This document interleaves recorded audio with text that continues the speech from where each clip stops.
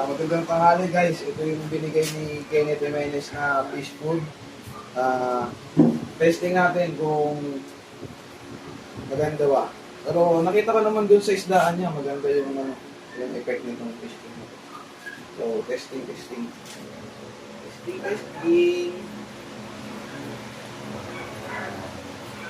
Mukhang okay nga. Kasi, tingnan mo, talagang pinag-aagawa ng mga isda. FYI baka sasabihin yung iba dyan. Siyempre, gutom, kaya pinag-aagawan. Di ko pag-igutom ng isda ko. Para sa feeling ko po na kumakain po sila ng tubig twice a week.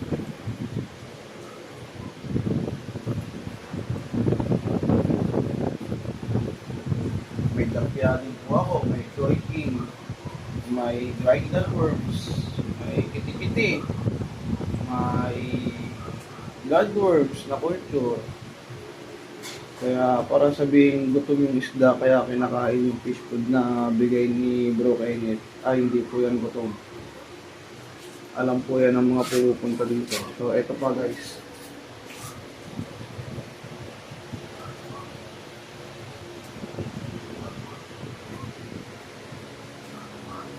Ito pa.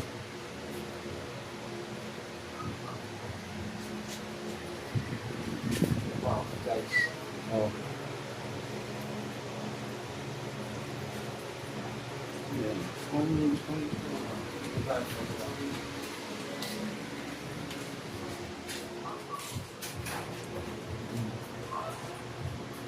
yan, talagang gustong gusto talaga ng mga isda. Diba?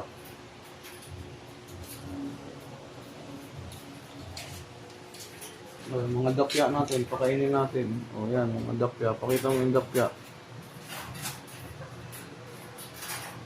Yan, dapya. Ito ba, mga fry. Mga fry natin yan na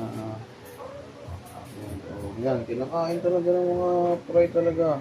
Gusto talaga nila. Ibig sabihin, legit nga itong bigay sa atin ni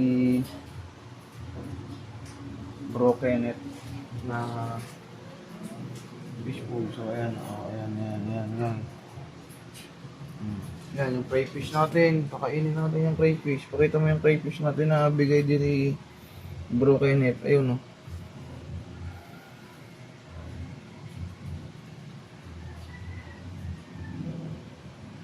Ayun nga, Ayun nga, pinakaman na natin.